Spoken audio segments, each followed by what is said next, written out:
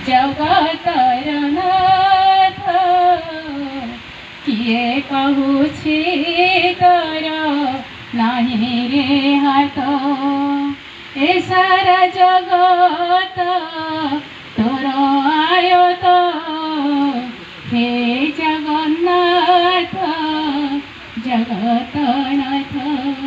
मेरी उपस्थित होगा वरेण्य व्यक्ति मान प्रणाम करी मोर आगे श्रोता मंडली से प्रणाम करी। सबुठ बड़ कथा है पंचवट क्षेत्र को मुझे आसी बिरजा क्षेत्र यह एक साधना पीठ। एठी कपिल मुनि तपस्या करते जिते भगीरथ गंगा को स्वर्ग को आनी 60,000 सगर वंश को उद्धार करने तार पूर्व कपिल मुनि एठी बसी तपस्या करुले। भगवान जो 24 अवतार अच्छी गोटे अवतार होती कपिल मुनि से कह जाए नारायण